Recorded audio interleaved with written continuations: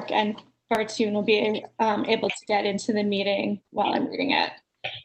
I'd like to welcome everyone to the September 22nd meeting of the Human Rights and Relations Commission. This meeting is being held electronically to comply with the Governor's Stay Safe Minnesota order and to ensure the safety of all residents and staff.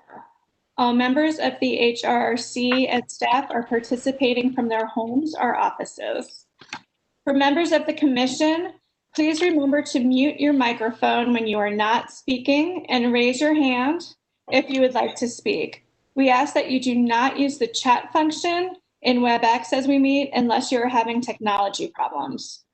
We will have roll call votes for each motion this evening as well as for adjournment.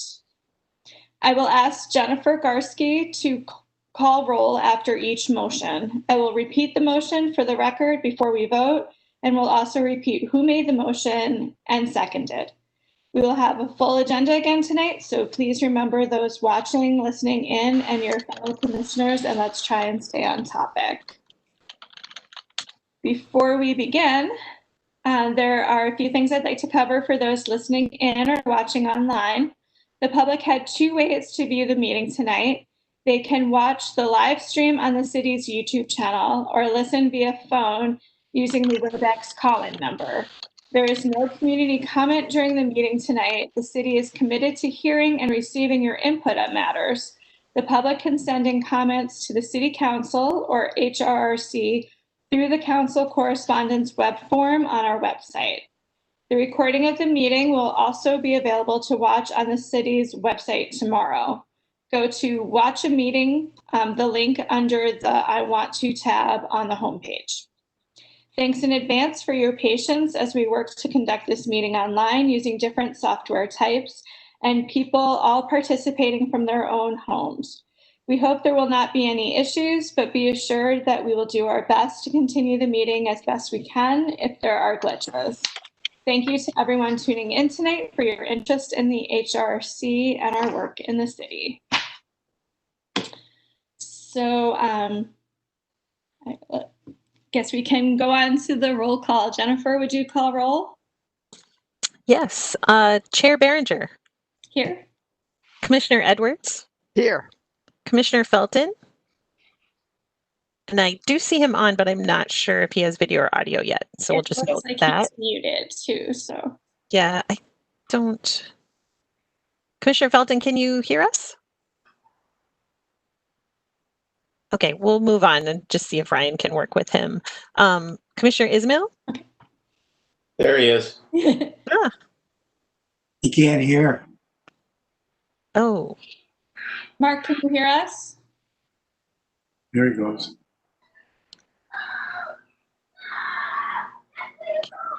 He can't talk.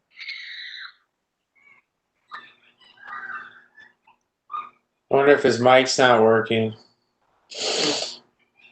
He went off mute. Oh, shoot. Oh, lost him. Yeah. He looked like he had trouble Hopefully talking. Ryan's able to help him. Yep, I'll move on with the roll. Commissioner Meek? Commissioner Nelson? Here. Commissioner Ross? Here. Commissioner Stringer Moore?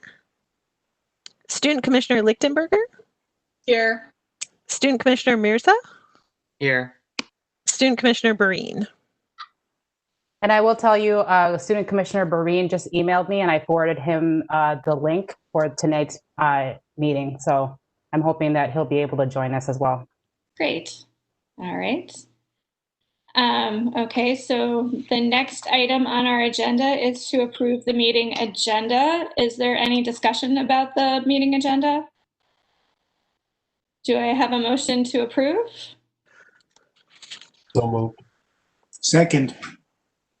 Okay, so I think we have a motion to approve the agenda from our Commissioner Nelson, and a second from Commissioner Ross.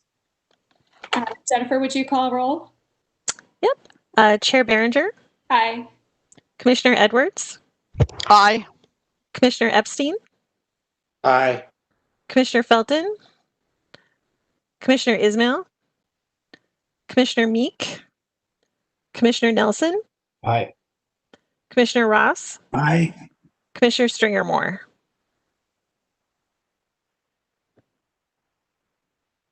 All right.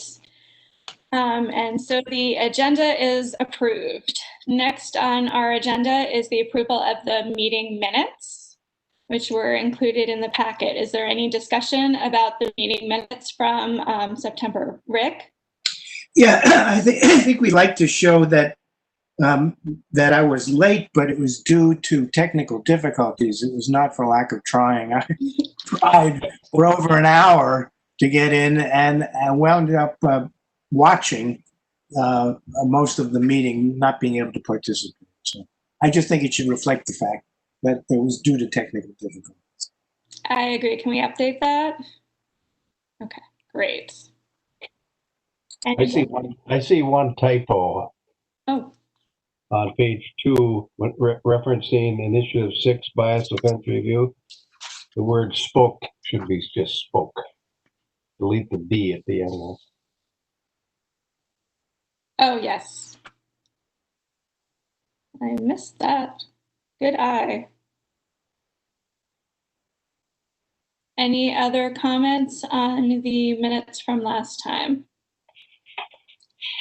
Do I have a motion to approve the minutes from last time, those 2 changes? So moved. And second? Second. So I have a motion to approve the meeting minutes from August from Commissioner Ross and a second from Commissioner Nelson. Jennifer, can you call roll? Chair Berenger, Aye. Commissioner Edwards, Aye. Commissioner Epstein, Aye. Commissioner Felton, Commissioner Ismail, Commissioner Meek, Commissioner Nelson, Aye. Commissioner Ross, Aye. Commissioner Stringermore. And the meeting minutes from August are approved. So moving on to the next item on our agenda, special recognitions and presentations. I'd like to introduce our new student commissioners. Francesca, would you go first and introduce yourself? Tell us a little bit about yourself and why you were interested in the HRRC. Okay, well, my name is Francesca Lichtenberger. I'm 15 years old and I'm a sophomore at Benilde St. Margaret's High School. And I think I was just really drawn to this commission specifically. It's just because I think I have a passion for just human rights and it's just something I've always really cared about. And this just really interested me, especially in recent months. That's great. Well, welcome to the commission.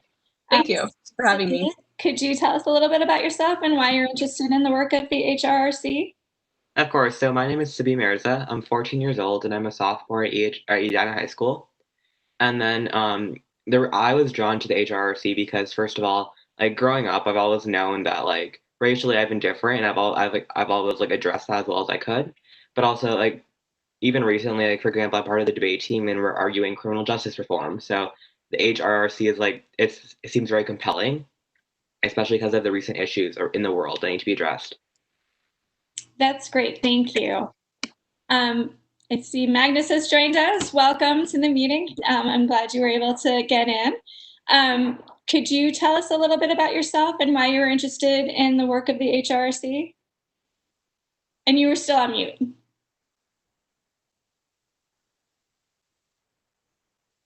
Do you click on the sorry bottom? about that. Okay, no worries. Yeah, it made me like download, web code, so that was a whole thing. Anyway, Yeah. well, I'm Magnus. I'm a junior at Edina High School. So I was interested in joining the HRCC, primarily because of like, for kind of personal reasons, just for 2 reasons in particular that are just really just like important to me. Is just disability rights and that being a human right, and also like discrimination based on sexual orientation. And another thing I'm just passionate about in general is just racial justice. And so yeah, those are just kind of like the 3 main things that are just of importance to me. And I felt like that kind of just compelled me to, take it, compelled me to just look into the commission and whatnot. Great. Well, thank you so much for joining us. Welcome to all 3 of you. We're really glad to have you on the commission and joining in the work that we do for the city of Edina. Welcome. So does anyone have any questions for our student commissioners before we move on? Any comments?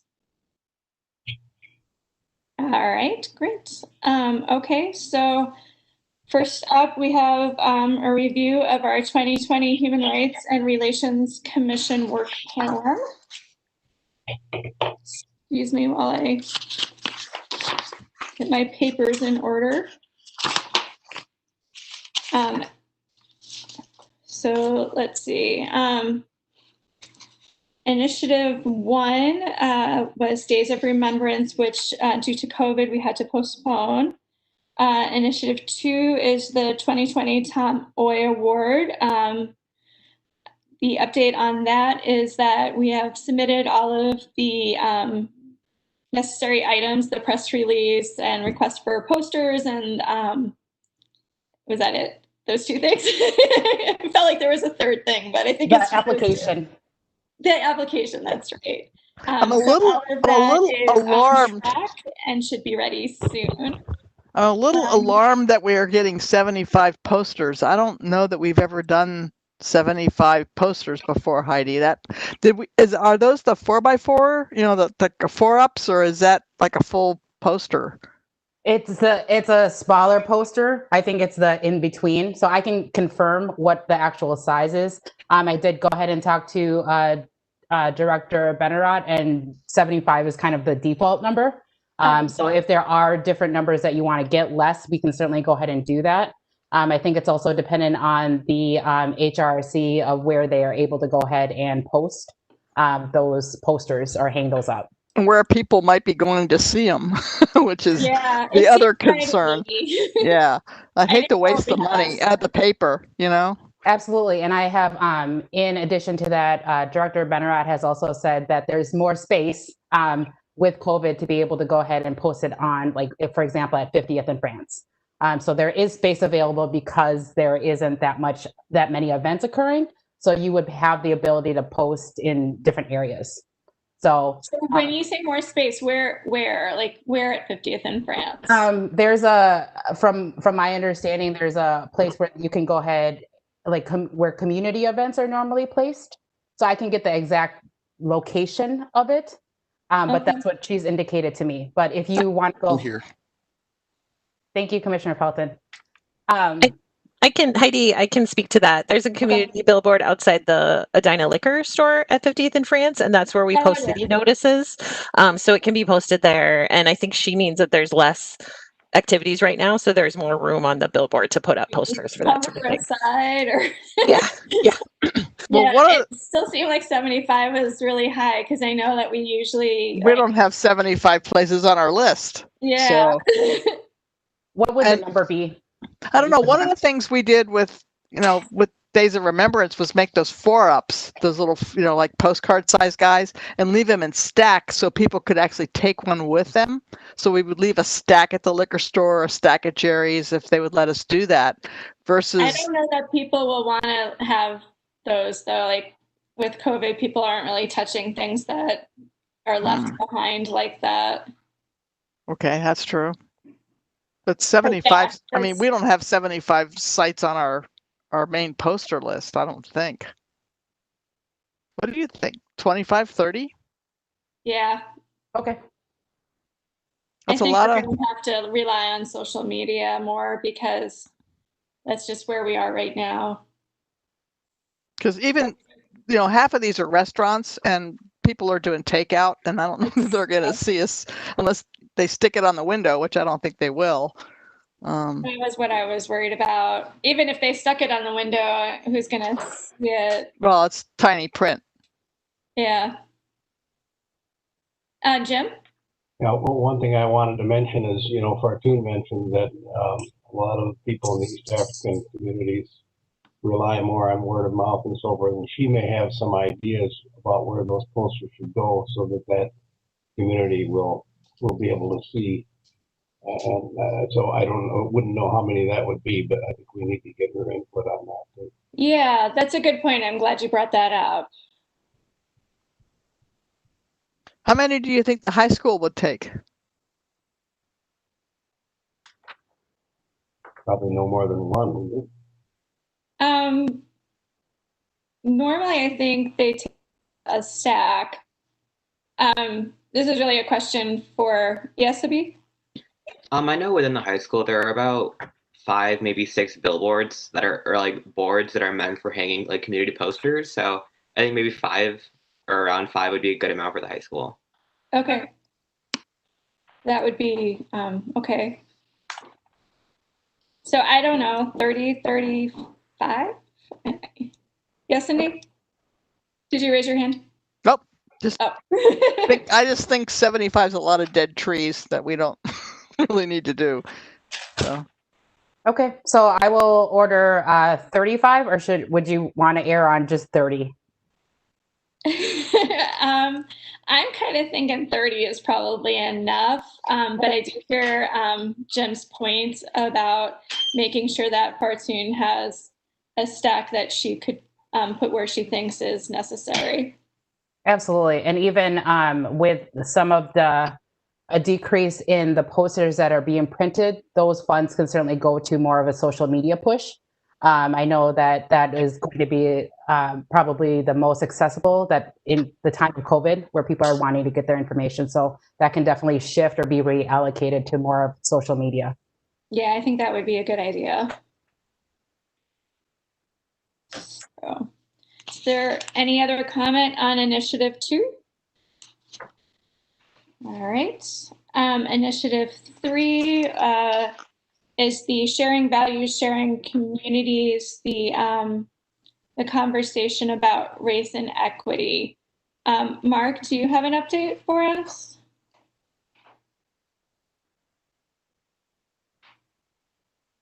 Sure. Hello, everyone. Good evening. The subgroup met is made up of Michelle, myself, president of the League of Women Voters, Carolyn Jackson, vice president of the Community Foundation, and Hope, and I can't remember Hope's name right now, but she's in charge of the affordable housing in the community. But we met. Hope Melton, that is, Mark. Oh, I'm sorry. That's okay. Yes, Jim. Thank you. Hope Melton. And we met, and basically what we came up with, we solidified the date. The date is scheduled for October 21st. And it's called, the title is A Community Conversation Around Race, Justice, and Policing. And our tentative agenda right now is to start off with a video that maybe I can send to you all and have you take a look at. But it's about 18 minutes long, and it's basically the macro look of racism. It gives a good reason. It goes back to slavery days. And it's just 18 minutes, but it gives an overview of why Blacks are disadvantaged today, still today, as opposed to white America. And then we'll have the micro view, and then we're looking at having breakout sessions. Now, that's what the group has decided. I thought about it some more, and basically what I thought about doing, and I wanted to run it past you guys, is let's just have 4 people from the city talk about their experiences with the police department, Edina Police Department. And then afterwards, let's say there are 4 people, and then the chief of police has an opportunity to talk to them about their concerns, their issues. And this panel will consist of people that had good experiences as well as bad experiences with the city police department. And then this will hopefully allow the chief to talk about what they're doing in the future or presently to show that department is, a fair department, I guess. And that's pretty much it. I didn't explain it well. I wasn't quite prepared to give an overview. Is Michelle and Jasmine here? No, didn't they see weren't them. able to make it tonight. Jasmine might join us later. Michelle was able to. Okay. Where was that going to be, Mark? It's going to be online. It's probably a WebEx Okay. presentation. How would you solicit those stories from the people in the city? Yeah, that's a good question. Here, I found my notes, but let me answer that. Michelle told me about an experience that she had just 6 months ago, and it was a pretty negative experience with the police department. And so, and then she said she knows of quite a few others that are recent. And I was going to reach out to them. And part of the plan might be just to videotape them beforehand and play their videotapes. And then after the videotape plays, then they will just join the panelists or join as a panelist live with the police chief. And I think that achieves the commissions and the consuls and the mayor's directive of let's have a conversation with the community around policing. Okay, I found my notes now versus going from memory. What the team decided was let's have the first video called Holy Post Video. And I mentioned that it's about 18 minutes, gives a historical view of racism in the world, macro in the United States. And then a presentation by the police to talk about, you know, their policies towards just overall policing. And then 3, community history, some kind of, this is on a micro level, related to just Edina, their history in terms of race relations. And then the group decided then we would have breakout sessions.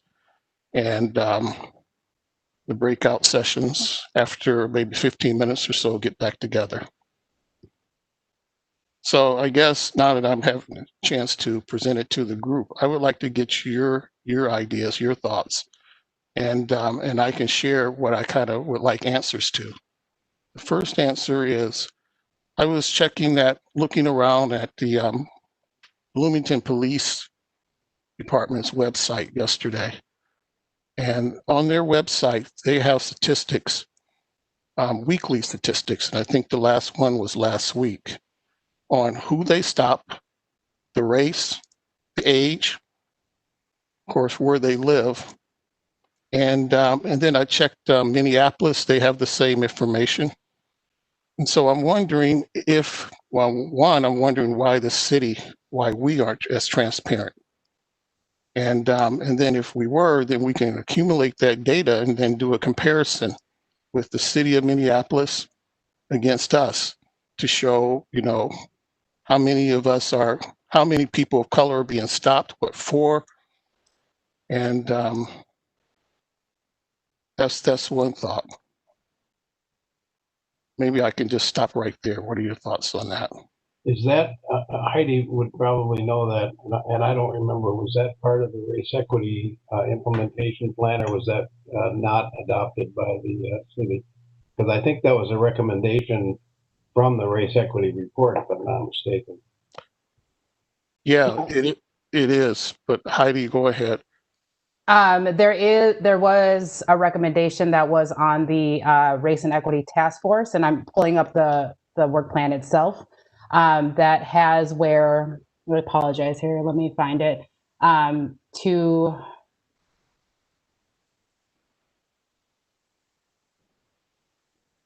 So that was part of the community engagements and communications portion of the Race and Equity work plan item. And it said, the police department will conduct a review of the crime report posting policy for posting individual names on department website.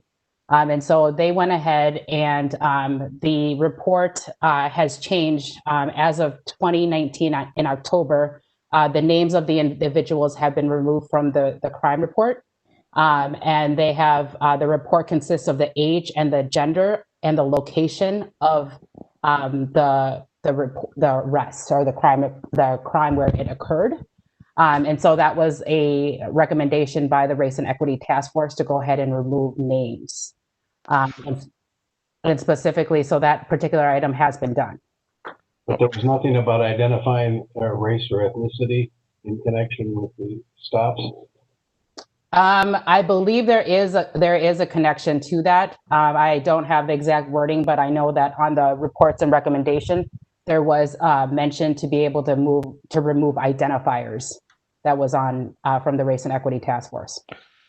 Yeah, if I remember correctly, and I'm sorry for being late today, my regular computer got a virus, and so now I'm on a laptop. But anyway, so I can't look at the language, but I was looking at the language of the Race and Equity last night.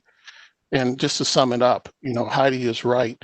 But then there was also, to a degree, because they said, the way things are written now, the person's name, but they don't say whether they're black or white. They just gave their name and age and so forth. And that sometimes could mislead the public. However, then there was a notation that there should be statistics in terms of race and then the reason they were pulled over. And I guess the question that I'm having is, it seems to be a pretty easy process, I think. And I'm wondering if it's possible for us to collect that data and present that at this conversation. Because I think that's what people want to know is the Edina Police Department biased towards people of color? And then also what we could also add is the city of Bloomington has their policies already posted out there. And I think that was also a recommendation of Race and Equity. And my question is, well, wouldn't that be easy as well, just to copy PDF, put it out there? And of course, I guess when I was looking at the Bloomington site, and I'm getting off point here, I really felt comfortable. I felt that they were transparent.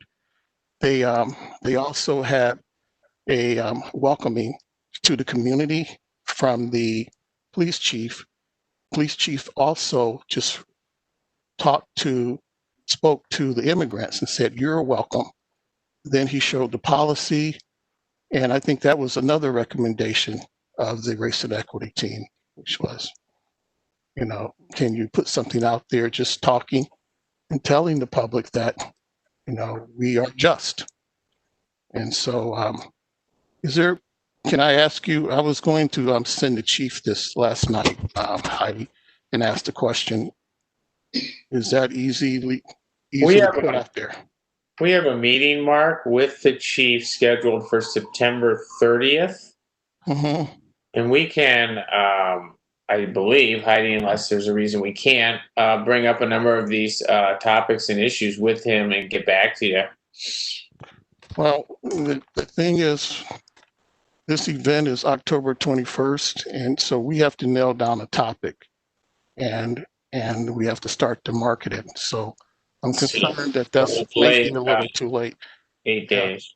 Yeah, because I think when push comes to shove, maybe I'll just have to come up with some topics that are fair, because my goal is not to put the police chief on the spot, but it's hard for me to defend him when I see the recommendation, and the recommendation's been out there a couple of years, and these things seem to be easily done, and most departments are doing it. So I wonder why isn't Edina? And that's the question I have for him. So. Well, I do, on the Race and Equity plan itself, it does say with the police department policies, it's also to be reviewed with a Race and Equity lens. So it's not just having the police department put up their policies, it's also right now being reviewed with a Race and Equity lens. And then there's a conversation that's occurring with the police department as well as myself of potential changes. So it's a conversation that's being held. And I know from my perspective that we are on the last portion of those policies for review. So we're just waiting to go ahead and have those posted. On the recommendation or the Race and Equity plan itself, there was also a plan to go ahead and review the use of force policy, which that has been reviewed and that has already been posted on the website for the police department. It does also relate to the 8 Can't Wait, and that was in response to the George Floyd killing and all of those. So as things are being reviewed, those are being posted on the police department website. Okay. Yeah, I didn't see the use of force policy, but it comes back to this too, Heidi. I think it was last month or the month before I requested an update to be provided to this committee. I still haven't received it. And I'll be talking about that on the staff comments today. Okay. So I didn't know that you were working on this or that and that you were nearing completion. So maybe you can tell us then what will be done and when. I'm just curious. I know this is digressing, Kat, but this is important. It's relevant. I think we can continue the conversation, at least for the time being. Okay. So the only thing from my perspective that is at this point will have challenges for it to be completed by the end of this year will be that data collection piece. I know that I have received numerous conversations as well as emails, phone calls from community members wanting to know why there is. And again, I have also presented or provided information last meeting of the challenges that the police department are having of why their data collection is not occurring.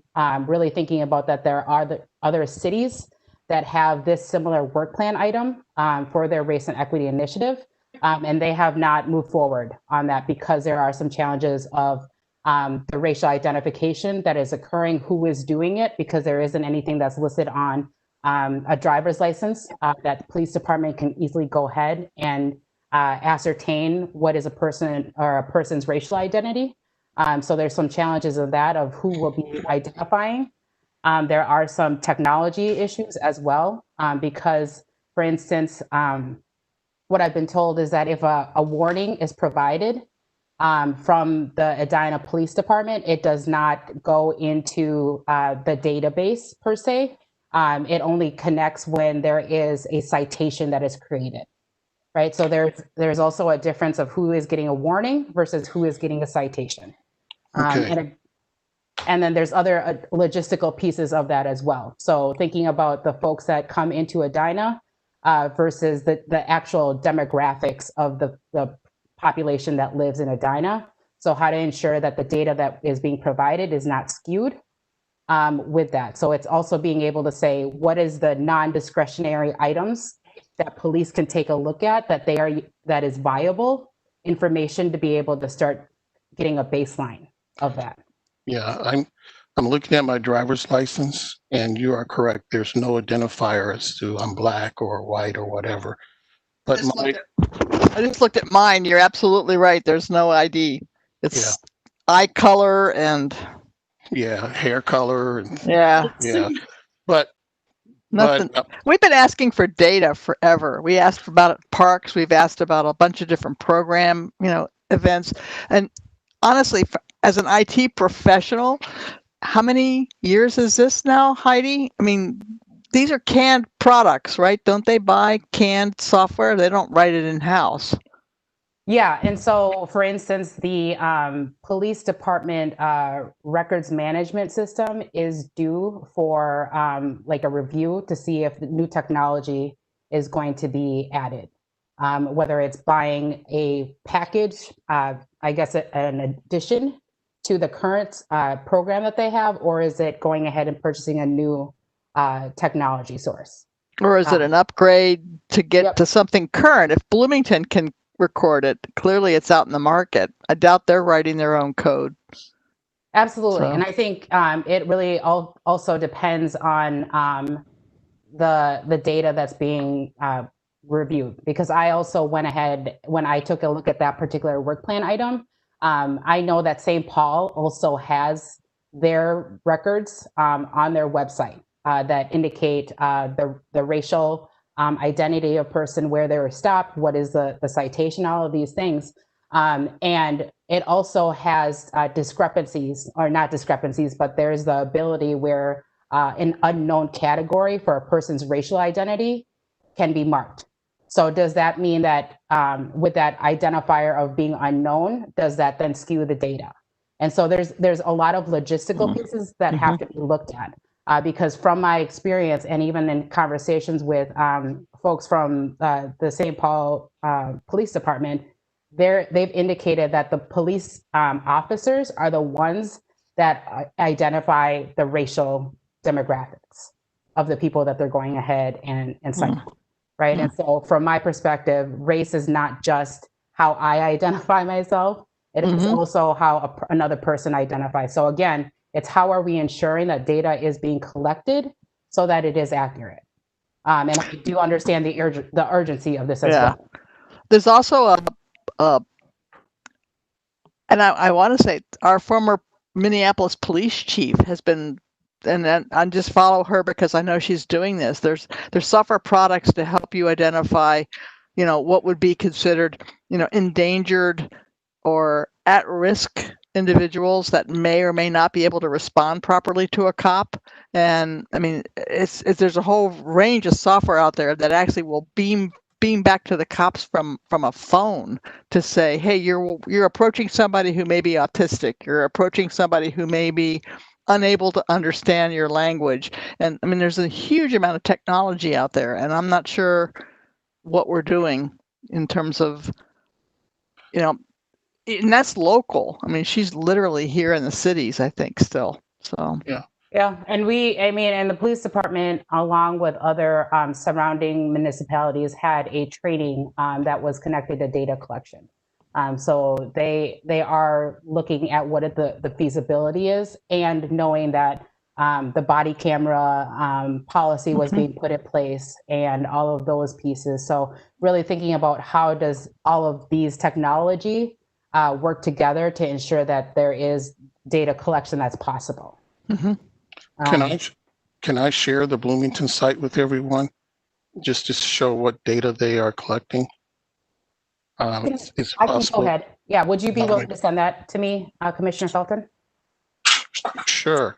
Thank you. I was just pressing the share button and we can watch it on mine, but we can't. Is that okay if he shares his screen? Yeah, it says share, but it doesn't. Sure. It doesn't allow me to do it. I guess I need approval from. Okay. Well, anyway. You also send out your video, that 18-minute video. Could you email that to us? Yes, I will. Yeah, that'd be great. Thank you. Okay. Well, I want to bring this to a close, because I don't want to put Heidi on the spot either, but I will conclude by saying this, Heidi. I thought about what you said, the reason why the information wasn't on the site. And I took a look at what Bloomington had and what the city of Minneapolis had. And I also remembered that this isn't a good thing, but my daughter was driving down Highway 100 at about 80 miles per hour, or a little bit more. She got pulled over. The police officer, it was in Edina, it's very, very nice, gave her a ticket. And on the ticket, it did identify her race. So that data is there.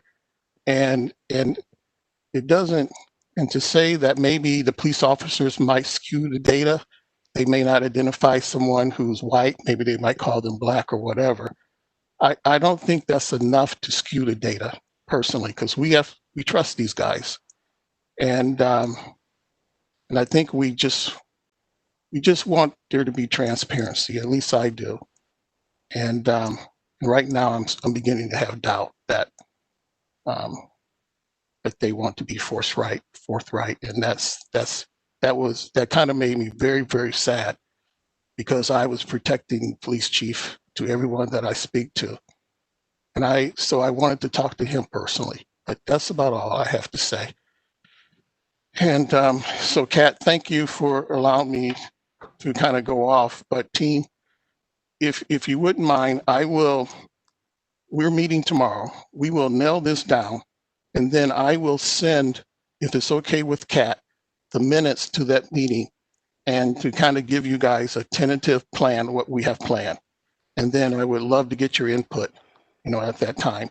Now also, if you could send that to, would it be Jennifer or Heidi, and then they'll send it back out to all of us? Yes. That would be great. Okay, I'm done. Thank you, I Kat, for thought this allowing me. conversation was very helpful, and I would hope that when we're able to have an event, that we could have a similar conversation, because I think these are the questions that everyone has right now. Yeah. So, Jim, did you have a comment? Yeah, I did. Thanks, Mark. That was, despite your disclaimer, that was an excellent summary of Thank you. your planned program. But I'm wondering if on the what you described as the micro treatment of the racial component in Edina, are you going to enlist the speaker that we had enlisted for the first now scrubbed program? No, that was not discussed by this group, nor was it a plan. What's on the plan for that? Yeah. Well, we've been doing some research, me and another person. We've contacted Historical Society, and we've gone back to the founders of this city, of this village then at the time. Well, I was going to say the speaker we had lined up, we had two. And one speaker that we did have lined up was a young man who was presented to the HRRC last year and does a terrific job. And he worked with the Historical Society in pulling together all sorts of information. I think you might want to take a look at him. What is his name? Well, I was afraid you're going to ask that. I don't remember his last name. His first name is. I have it. I'd be happy to share that after the meeting. I do have that. And Excellent presentation. Yeah, Jasmine has the full contact information as well, and he was very excited to do it. He was? Okay. Yeah. Well, then I would definitely follow up with you with that. Okay. Yeah. Thank you. Sure. Thank you very much. All right, thank you, Commissioner Felton. So moving on, we're at Initiative 4, which was to create the rubric and recommendation process for city facility artwork, which was submitted. So we can move on. I did want to provide an update for that. I know that after City Council had approved that, there was also an ask of the subcommittee members to go ahead and provide a model of how to use that rubric. And so I will be able to provide a video for the subcommittee so that they can go ahead and use the rubric and submit their recommendations or their observations for the review of council. Oh, okay. And then there was also a story in the Star Tribune in regards to, and the Sun Current in regards to the rubric, the arts and decor rubric. Yeah, I saw the Sun Current article. I don't think I saw the Star Tribune one. Would you be able to share that with us? Yep. For that? Thank you. So, okay, and then initiative. Oh, are there any comments on the? I was just going to say, your kind of for the benefit of everybody here, your video is going to be sort of the first test case for this, which is the mayor's conference room and the atrium. Is that correct, or just that's correct? Yeah. Nope, it will be those two. Okay. Any further comments on Initiative 4? So, okay, moving on to Initiative 5. Co-chair a cross-commission committee with Parks and Rec, that commission in partnership with communities of color to identify barriers for participation in programming by creating a plan to reach communities of color. And I believe that was passed back to the Parks and Rec staff. It will be twofold for 2021. So on the 2021 work plan that you have in front of you, which will be the next agenda item, it has been changed to review and comment on a plan developed by Parks and Rec and race and equity staff to identify barriers for participation and reach communities of color through different modes and feedback, determine how data will be used with HRC, with Park, and implement that plan to gather information. Any further comments on Initiative 5? Okay, moving on to Initiative 6. That is the bias offense plan review. Commissioner Epstein or Nelson or Ross, do you have an update for us? Yes, just that we do have the meeting planned. Thank you, Heidi, for getting that scheduled on the 30th with Chief Nelson. So after that, we will get our quarterly meetings on schedule, and we'll give you an update of that meeting. And Commissioner Felton or anybody else, if you have specific questions for the police chief and you haven't been able to get a hold of him or communicate with them before then, please send them to us, and I'd be more than happy to relay those. I would also recommend that as we into 2021, if that's something that you're interested in, the bias offense plan is is every year. So now that we have these quarterly meetings coming up, that might be something someone is interested in participating in when we choose for plan items for 2021. So, okay, so then any further comment on Initiative 6? Okay, Initiative 7, celebrate the 50th anniversary of the HRC in Edina by submitting a proclamation for City Council approval, which is complete. It was approved. And I believe there was a video that staff put together celebrating the 50th anniversary. I have been made aware that there is a video. I know that was providing the history of the HRC, and that is available. Nice. Okay. Any Can you send that out, Heidi? Sure. Yeah. Yep. That would be great.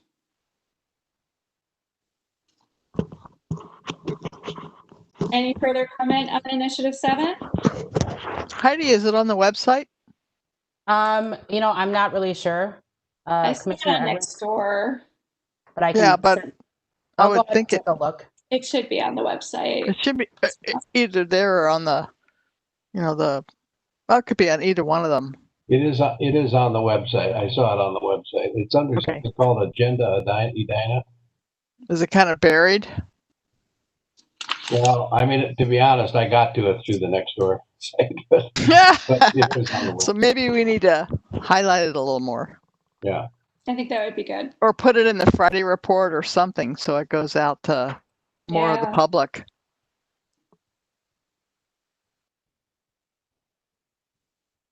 All right. Any further comment on Initiative 7? Sabi, did you raise your hand? Oh, okay. Okay. Initiative 8, review and comment on Housing Task Force Comprehensive Housing Policy using a race and equity lens. And Heidi, I believe you have an update.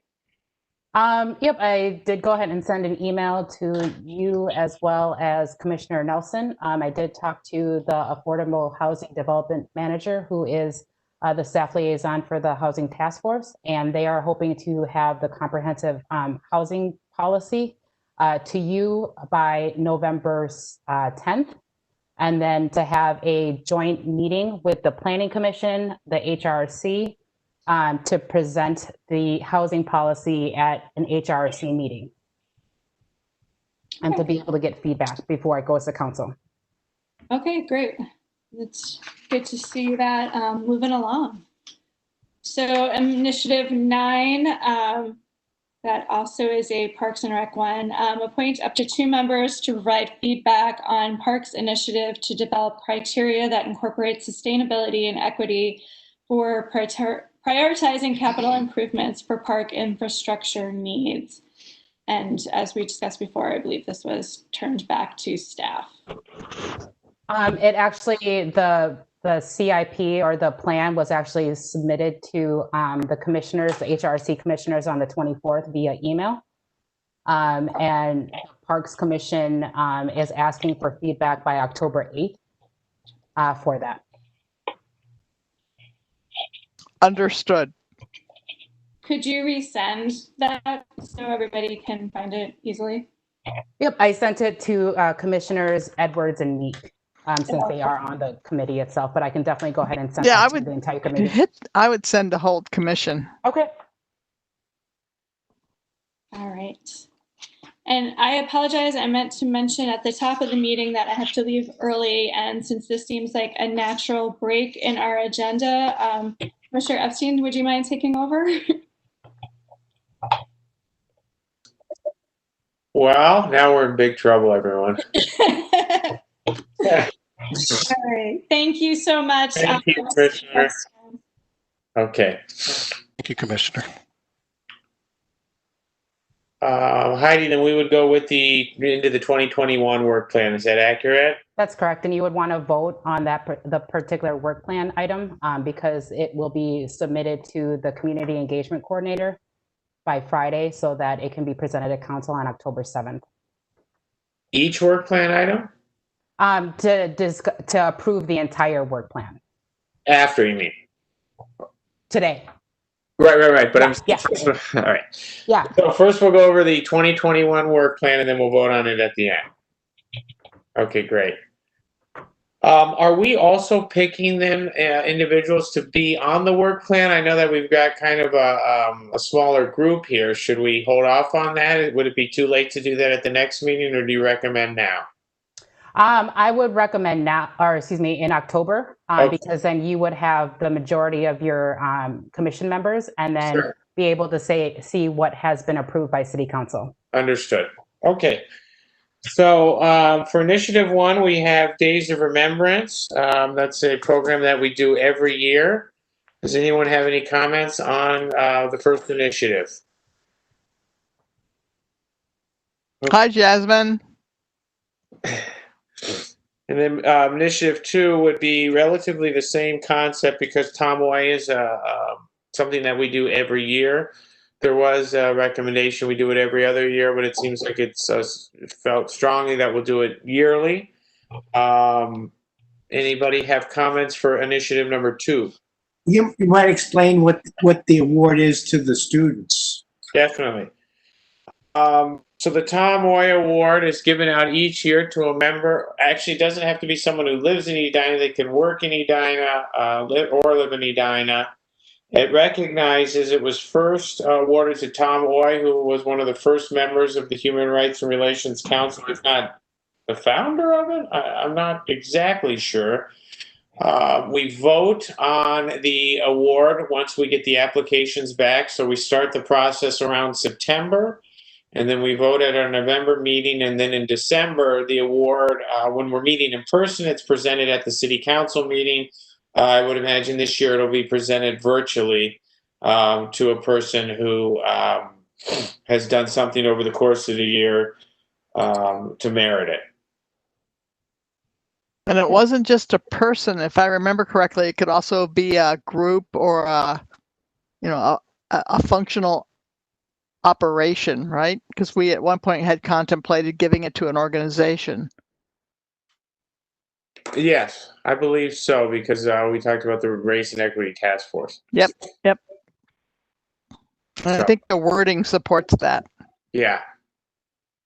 And we need to spread the word about this. So we're in the process right now of getting applications. So especially the students, you guys probably are running in a different circle than a lot of us are, but you may know some worthy candidates. So nothing precludes you from letting them know that this is available and out there. And they certainly may be students. We have awarded them to students in the past. Okay, any other comments on Tom Oy? We'll go to initiative number 3. Again, this is a yearly initiative. It's sharing values, sharing communities. It took on a different role. I shouldn't say a different role this year, but it kind of morphed into the event that we're doing on the 21st because of current event circumstances that occurred in the city of Minneapolis, of course, with the riots after the murder of George Floyd. In the past, we've done this event to recognize issues with the environment.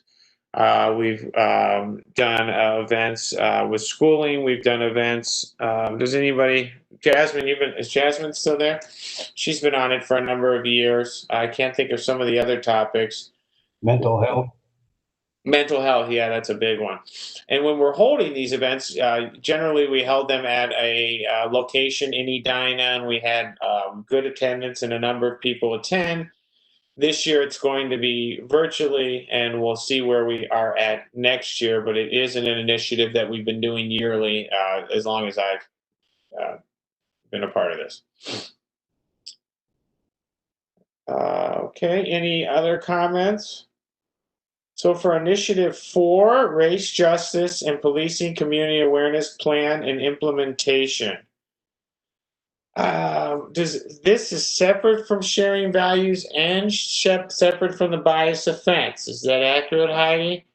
So that is what was based on your conversation as a commission, that you wanted to have 2 separate events to be able to have more flexibility. So the sharing values, sharing communities would be an open topic, and this one would be specific to race, justice, and policing. Okay, great. Any comments on that? Move on to number 5, which is the bias offense and incident response plan. The city of Edina adopted a bias offense response plan a number of years ago. This past year, we edited that plan to add in bias incidents. I would describe it as a bias offense merits something where someone has broken the law, as opposed to a bias incident, which is a new definition we've created to track things that don't quite merit breaking the law, but someone has done something that we feel was done in a manner where there was a discrimination or a bias against a particular group. An example of that is when there was graffiti found at the parks. One was with a swastika, and then there was negative wording. And so what we've done is developed a plan where it encompasses all those things. We want to start tracking both offenses and incidents. And another aspect that we added to this is a quarterly meeting with the police department, hopefully with the police chief, but some representative of the police department, where we can start to, because going with the discussion earlier, really start to collect that key data, which I know we all are interested in starting to, be able to know exactly where we're at with these things. Any comments on the bias offense? Everybody's still there with me, right? All right, number 6, review and comment on a plan developed by PNR, Parks and Rec, and Race and Equity staff to identify barriers for participation and reach communities of color through different modes and feedback, determine how data would be used with the HRRC, with the PARC, implement that plan to gather information. Again, this kind of goes with what we've been talking about, more of the data gathering. I don't know much else about that initiative. Did anybody want to comment on that?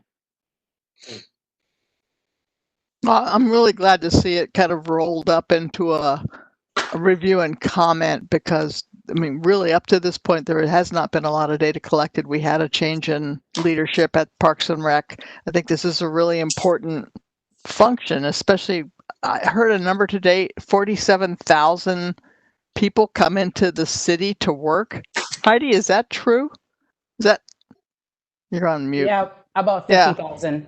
50? So, I mean, we don't know whether we have a representation problem or a usage problem at the parks, and certainly it's one of the bigger funding, one of the major chest beating how good are we things about Edina, because our parks are so phenomenal, and we want to make sure that we've collected enough data to say, do we have a problem or don't we? Is accessibility because of cost? I mean, some of these programs that the Parks and Recs do are pretty pricey. We want to make sure that we're covering the whole range of employees, and we want to make sure that they're accessible, and that I think this is a great way to do it. So. Yeah, I agree. I think one of the overreaching or the overall themes of this 2021, it looks like, just from the conversations we have, again, to repeat it, is the data and getting the data, so that when we're talking we know, exactly. We don't know. Yeah. We don't know who uses the parks. Right. We really don't have the data.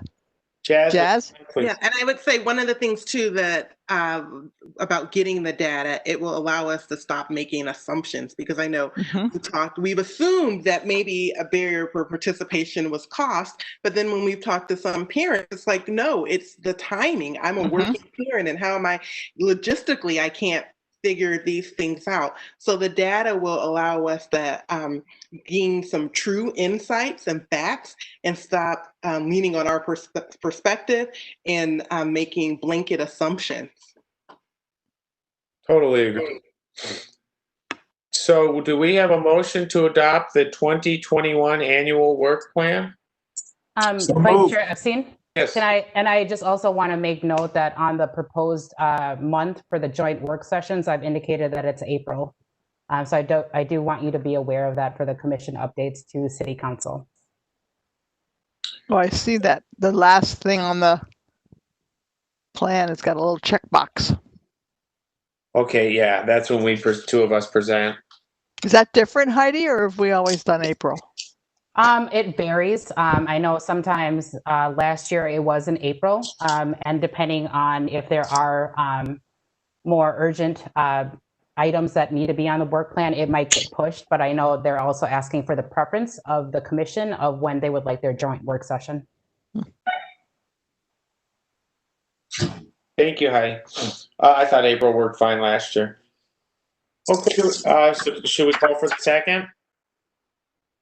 Second, so moved. Mark Felton. Okay, can we have the roll call, please? Chair Behringer, Commissioner Edwards. Aye. Commissioner Epstein. Aye. Commissioner Felton. Aye. Commissioner Ismail. I see her, but not sure if she can connect. Commissioner Meek. Commissioner Nelson. Aye.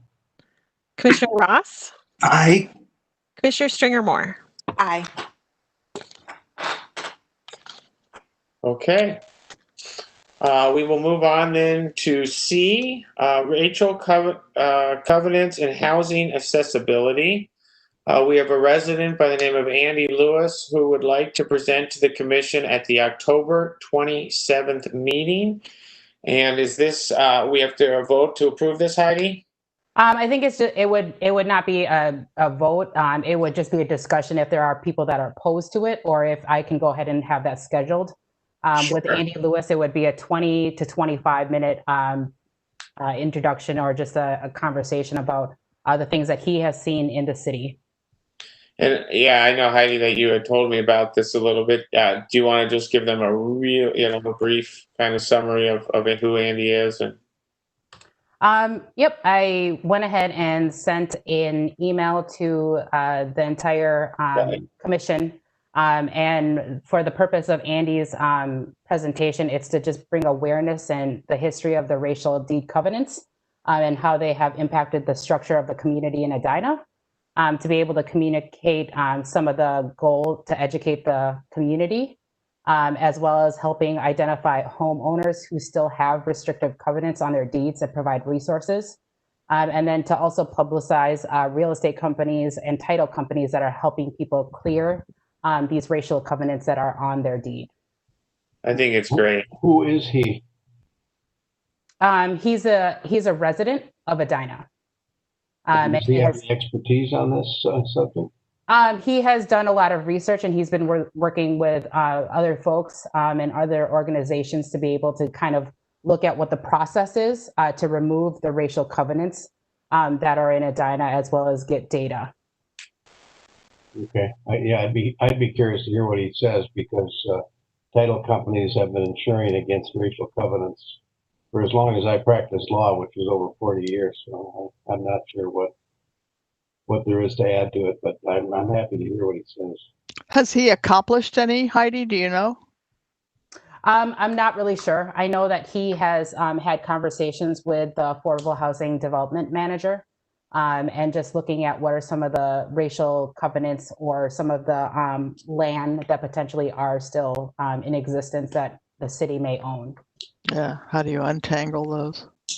And just so the students know, last year we had maybe even the year before we started it, where we had a number of speakers come in. I found it extremely rewarding. We had a gentleman come in who works with the JCRC, which is the Jewish Council for Jewish Community Racial Council. Resource. Yes. Resource. Oh, thank you. And we had a gentleman from the FBI come in and speak. We had a student come in and speak. And if anyone on our commission knows of a speaker or somebody who would be good to bring to one of our meetings, as long as it's a 15 to 20-minute presentation, bring it to us. We'll bring it onto the agenda. We'll discuss it, and then we can have them speak at one of our future meetings. But it's an excellent way to, I mean, we talk and talk and talk about things, but to hear it from an expert, I thought was great in the last couple of years. So please email Heidi or Kat or myself if you have somebody in mind who you think could add something to either a current topic we're discussing or some brand new topic that you want us to talk about in the future. Well, I think we should invite Mr. Lewis. I think it's a very timely topic. I agree. Are there any objections to that? Great. Okay, Heidi, we'll go ahead with that. Okay, I will ask him to attend the meeting, and he will be listed under the special recognitions and presentations piece. Okay, and now we'll have chair and member comments. I'm just going to go across my screen here. So we'll start with Commissioner Nelson. Well, let's see. First of all, I do want to again welcome our new student commissioners and urge you to get involved with us, because we're very receptive to your contributions and your thoughts. We've had some great student commissioners in the past. I'm sure this year will be no exception. So welcome to all of you. I'm reading an interesting book right now. Some of you may have read this already, How to Be an Anti-Racist. It's a really interesting and thought-provoking and very dense. I mean, a lot of thoughts in it. It's slow reading just because it's so much to think about, but I urge you to read it. I'd love to have a discussion with some of you about it sometime. See, I had one more thing. Oh, my Rotary Club meets Wednesday morning, and we're having Gail Rosenblum, who's with the Minneapolis or the Star Tribune. She edits currently the Inspired section, but she's giving a talk tomorrow morning entitled "How to Consume the News Without Letting It Consume You." And it seems like a kind of a timely topic. And if anybody would like to sit in on that, you'd be welcome to join. It's a Zoom meeting as my guest. Just send me an email and I'll send you the link. That's all I've got. Thank you. And I should mention to the students that we do chair member comments at each meeting. It's a chance for you to bring up either something that you didn't get a chance to comment on during the meeting, something you're working on personally, or you have absolutely no obligation whatsoever, and you can just simply say you have no comments at this time. So we'll keep going with Commissioner Ross, please. Nothing today. Perfect timing. Commissioner Stringer Moore. Hi, everyone. Apologies for being late. I want to say welcome to the new student commissioners. I look forward to working with you. Thank you for your leadership and your service to our city. I hope that we can meet one day in the near future. I was late because I was double booked. A lot of you know that I founded this campaign called Share the Mic MN. And we partnered with Lululemon at the Mall of America for a Courageous Conversation series, and we had our second conversation tonight. But some exciting news that I just found out about yesterday is that there's going to be a great article about the campaign in the October edition of Edina magazine. Nicole Jennings, who is an Edina resident, actually participated our launch week, June 24th. She was paired with Chef Gavin Kaysen, and she is our cover girl. And tomorrow is Wednesday. It's the fourth Wednesday of the month, so you can follow the conversation by following hashtag Share the Mic MN on Instagram. Nice. Very cool. Thank you, Jasmine. Commissioner Edwards? Well, I have my normal jock stuff to tell you that tonight's the first playoff game for the WNBA, and the Lynx are looking good. Yay. And we got Coach of the Year, Rookie of the Year, which is really sweet. And what else? Oh, I'm just flat on my face bereft for Ruth Bader Ginsburg, one of my personal heroes for a bazillion years, and I'm terrified.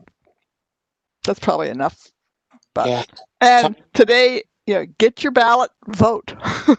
But I'm an election judge in precinct 10, and hopefully everybody's gotten a chance to either request an early ballot or has thought about going by City Hall. So please do that soon. So. Yeah, when it comes to Justice Ginsburg, I guess timing is everything, unfortunately, sometimes. So, Commissioner Felton.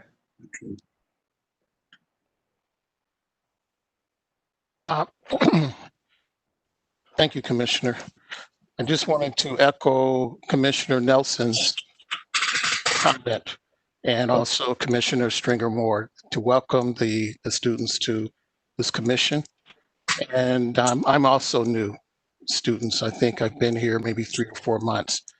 And I wanted to give a shout out to my fellow commissioners. I really haven't had much time to spend with you, but what little time we have spent virtually, I'm really impressed by everyone.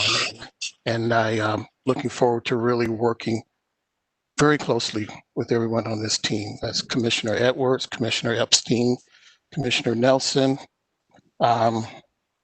Commissioner Ross, and I hopefully haven't left out anyone. Commissioner Stringer Moore, of course. So, and Commissioner Behringer. So thank you guys.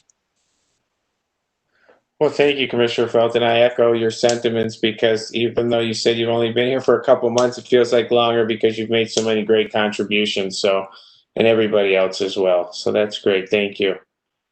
I don't know. Is Commissioner Ismail? Can you hear us? Okay. Oh, there she is. She took it off mute. Yeah. I don't know if she's having trouble with the. Okay, we'll go to the student commissioners. We'll start with Student Commissioner Lichtenberger. Okay, so this is a bit not profit, but it kind of goes in the same area. At my school, I'm starting up a new club. So the school's mascot at my school is the Red Knights. So I'm starting a club called Red Knights for Human Rights with my friend, and our informational meeting is in a week from now. So I'm kind of excited for that. Oh, nice. Good for you. Yes, please keep us updated on how that goes and how your meeting goes. I will. It's great you're doing that. I missed your introduction. Where do you go to school? Benilde St. Margaret's. Oh, okay. And Student Commissioner, is it Mirza or Mirza? Or neither? It's Mirza.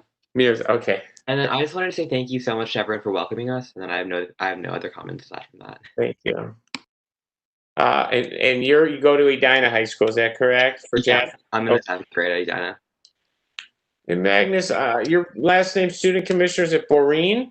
Yeah. Okay. Right. Thank you. I know you guys said them earlier, but Yeah. Thank you for being with us. Go ahead. Thanks for pronouncing my name right. Some people get it like.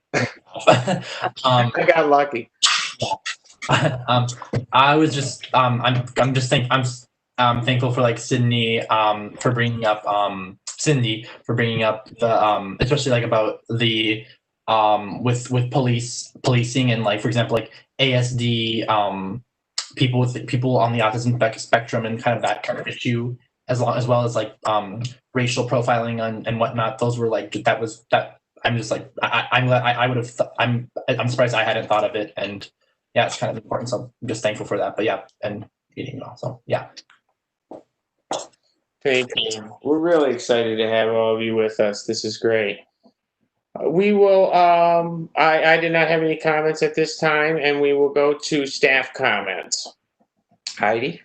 Great, thank you. And so I know in the series of the past few months, there's been conversation as far as what the race and equity work plan and the overlap of the HRC. So I just wanted to provide just a quick just overview, as well as next steps for me as your staff liaison, so that as a commission, you are going to have more information as it relates to the intersection of the race and equity work and the HRC work. So I want to be able to share my screen so that you can have this in front of you. And so with that, well, maybe I cannot share my screen. I can't share my screen, so I apologize for that. But I really just wanted to talk about. Heidi, I think I can let you do that. Just one Okay. second. Okay. Okay. Try it now. Okay. Awesome. Thank you. Yeah, you should be able to make her a host. Are you able to see my screen? Voila. Yes. Perfect. Thank you.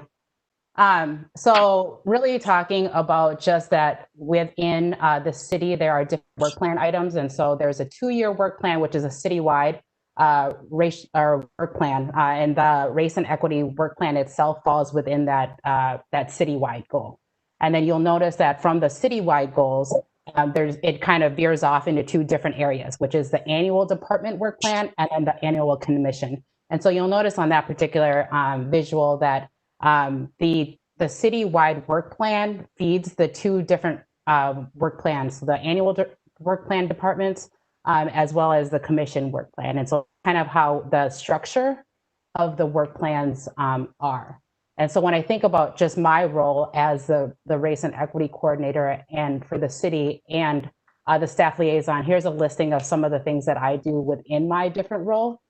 So it's to lead the race and equity advancement team, as well as provide training for staff and for other commissions and council when it's connected to race and equity, serve as an educational expert and liaison for the public and staff, as well as serve as a staff liaison for the Human Rights and Relations Commission, and then also partner with other staff that throughout the organization that want to be able to develop and provide community outreach. So those are kind of just very high level things that I do within my role as the city race and equity coordinator. And as I'm talking, there is also an overlap when I think about my role is to also help the racial equity advancement team, which is comprised of staff members who have completed an application that want to go ahead and do the race and equity work. And so some of the things that they do, which formulated into 3 buckets, their focus is on training, work plan, coaching, as well as community and staff engagement. And so you'll notice that within those 4 different bullet points, those are the things that we do. And to be able to highlight that they're developing ways to be able to promote and integrate racial equity best practices in the city. So those are kind of the things within my role as the race and equity coordinator and the staff liaison that I do. And so I know that there's been kind of a question of what are where are the updates that are coming from for the race and equity city work plan. And so my next steps for you is that I provide you a quarterly update similar to what is on the city website. So the city website has the breakdown of all of the things that have occurred within those items that were recommended by the Race and Equity Task Force. I will provide you a quarterly update. And so just to let you know, I provide those quarterly updates the following month after the quarter ends. So this coming quarter that will be ending in October, I will provide those updates to City Council in November. And then in our next meeting in November, which is November 17th, I will be providing you more of an informational update, so that you are able to take a look at that and have if you have any clarifying questions. And my other next step is to be able to give you updates on items that intersect with Human Rights and Relations Commission work.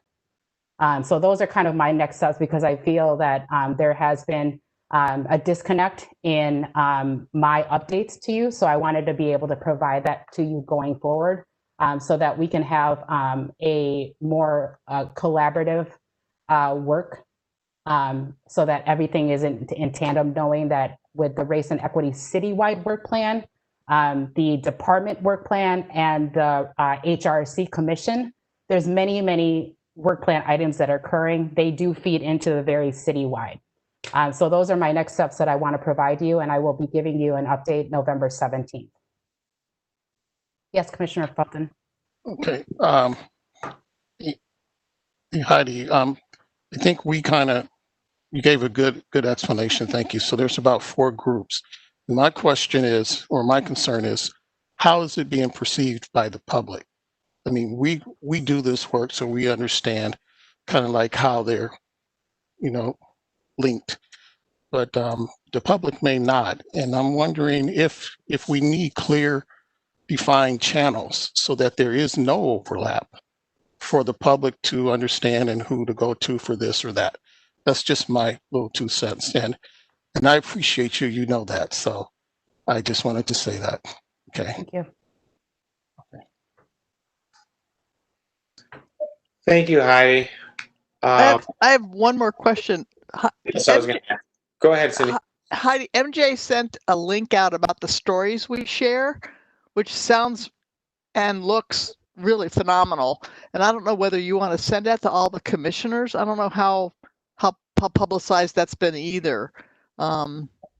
Yep, and that was the work of the Race and Equity Task Force, the engagement group, and they went ahead and had videos to be able to engage staff and community members on their experience with race.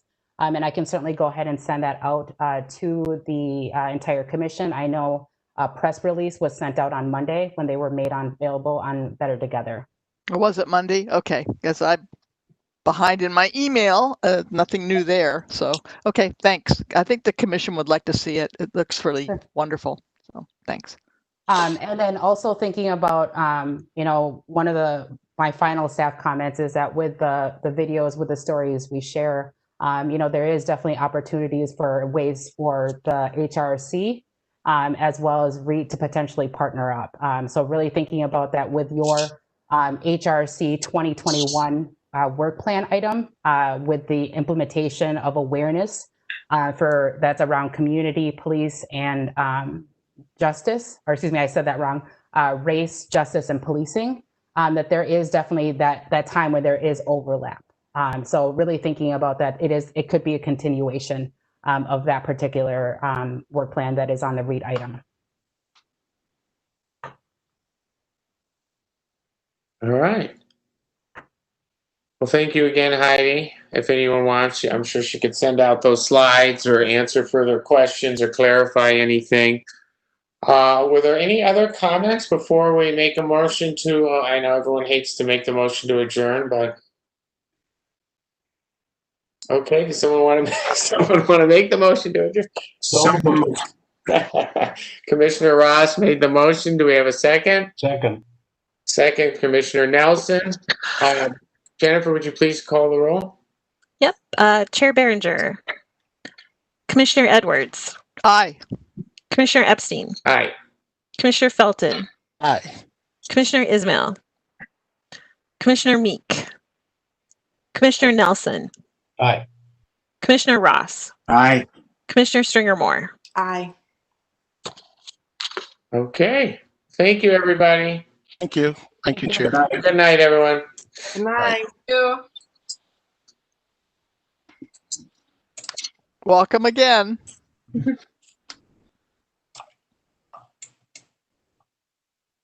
I was just wondering. Okay. Yeah.